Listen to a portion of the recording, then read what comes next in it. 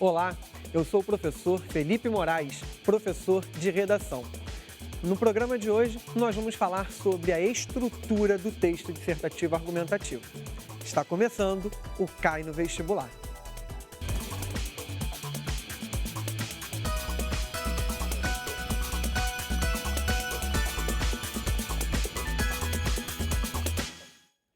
Bem, a estrutura do texto dissertativo argumentativo é dividida em três partes fundamentais e não há possibilidade de escrevermos uma boa redação faltando uma dessas partes na estrutura. Quais são essas partes? A introdução, o desenvolvimento e a conclusão. Pensando bem, quando a gente fala dessas partes, não é exatamente cada parte correspondendo a um parágrafo. No caso da introdução e da conclusão, sim, nós temos um parágrafo para a introdução e um parágrafo para a conclusão. Agora, no caso do desenvolvimento, que é o momento em que o candidato passa a justamente começar a argumentar, eu preciso ter um espaço maior. Então, para os parágrafos de desenvolvimento, nós teremos aí entre 2 e 3 parágrafos. Por que entre 2 e 3 parágrafos? Pela quantidade de linhas que as bancas costumam nos ofertar na hora de produzir um texto. Então, quando a gente precisa escrever alguma redação, a introdução, ela precisa cumprir com duas funções primordiais.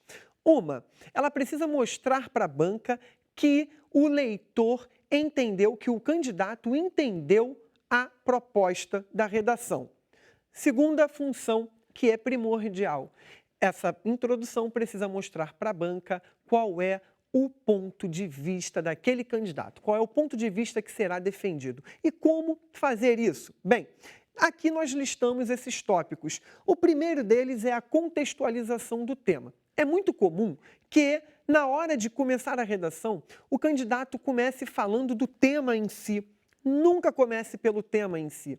Observe que área do conhecimento você tem para trazer para o texto a fim de dialogar com isso. Então, você vai buscar aí, nesse momento, diálogo com a história, com a filosofia, com a sociologia, com filmes, com teatro, com seriados, enfim. Você vai mostrar para a banca algum conhecimento cultural já. Nessa parte, então, você mostra para ele que existe um conhecimento cultural que dialoga aí com a sua redação, com o tema que a banca está pedindo. No segundo momento, você faz a apresentação do tema. Justamente o quê? A frase temática. Quando eu faço esses dois itens, esses dois primeiros tópicos, eu estou cumprindo a primeira função da introdução. Eu estou mostrando para a banca que eu entendi a minha proposta de redação. Então, eu não preciso reproduzir fielmente as palavras que a banca ofereceu para mim como tema. Eu posso parafrasear, eu posso pegar as palavras principais. Logo em seguida, eu preciso mostrar para eles a minha tese. A tese é o meu posicionamento. A partir daquela contextualização e da reafirmação do tema, qual é a minha tese, o que eu acho, e em seguida eu apresento os argumentos para a banca. Nesses dois últimos tópicos aqui, eu estou mostrando para a banca que eu tenho justamente um posicionamento. E a banca espera ler, a partir daquele momento, sobre esse posicionamento que eu prometi. Então, a introdução, ela é um parágrafo de promessa. Ali eu estou prometendo para a banca, eu vou falar sobre esse ponto de vista defendido através de X e Y argumentos. E aí a banca está esperando que eu fale justamente sobre esses dois argumentos que eu prometi. No desenvolvimento, eu retomo esses argumentos. O argumento 1 corresponde ao meu primeiro parágrafo de desenvolvimento. Por isso que eu coloquei aqui nos tópicos A1, argumento 1, D1, desenvolvimento 1. O A2 é o segundo argumento que eu apresento na introdução. Eu o retomo e ele vira o meu segundo parágrafo de desenvolvimento. Após eu retomar esses argumentos, eu preciso fundamentar. E aí eu trago os elementos de prova: citação, dados estatísticos, fatos históricos, coisas que possam comprovar aquilo que eu estou dizendo. Em seguida, eu preciso explicar, porque esse texto é meu. Eu tenho de mostrar para a banca que aquele texto tem autoria. Então, quando eu explico, eu coloco o porquê de eu ter utilizado aquilo, a minha visão sobre aquele dado com o meu tópico frasal, que é justamente o argumento.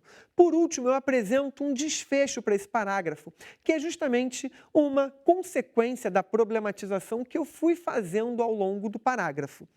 Já na conclusão, eu vou retomar essa frase temática, mostrando aí uma necessidade de intervir, se for no caso do Enem, ou uma necessidade de refletir, de abrir uma discussão, se for o caso de outros vestibulares.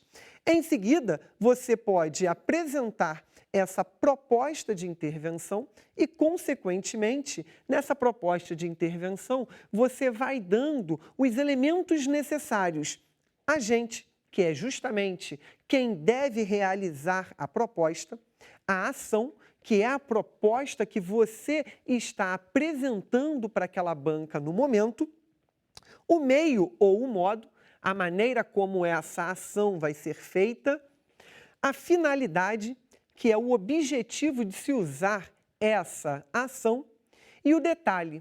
O detalhe pode ser uma explicação, uma justificativa, ela pode ser introduzida por uma oração adjetiva, por uma oração explicativa, por exemplo. E para você fechar o parágrafo de conclusão, você vai apresentar algum elemento que ajude a banca a entender o porquê de aquela proposta ser válida. Então, qual é o desfecho relacionado a isso? Lembre-se, então, de que o texto é um todo conectado.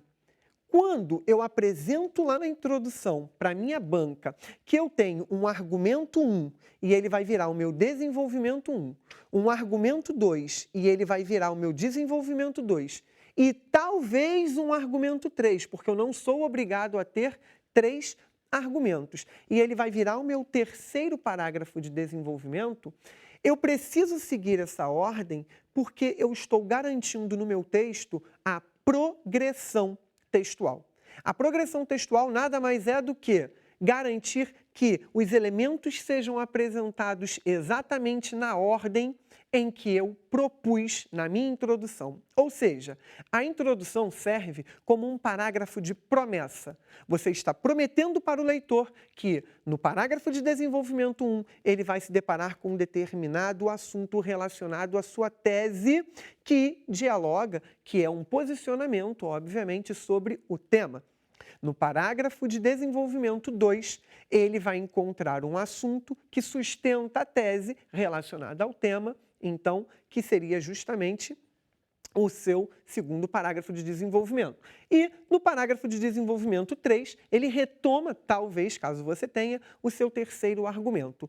A conclusão, ela estará ligada imediatamente com a questão do problema que você discutiu ou com a reflexão que você veio abrindo ao longo do texto. Por quê?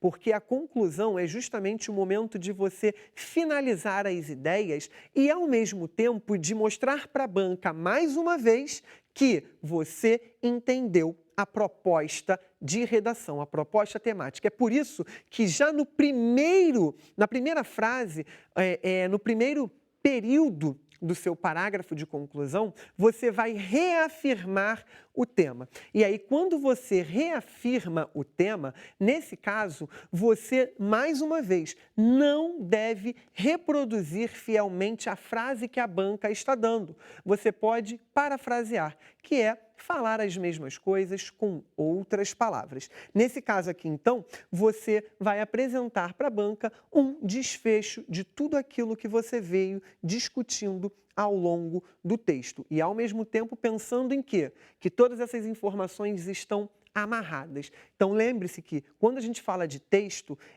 o texto não pode ser encarado como parte estanque, ou seja, introdução é uma coisa, conclusão é outra, desenvolvimento é outro. Eu preciso observar que aquilo tudo é uma unidade de sentido, que tudo aquilo, quando está junto, converge para algo maior, para algo que está direcionado a uma mesma temática, ok?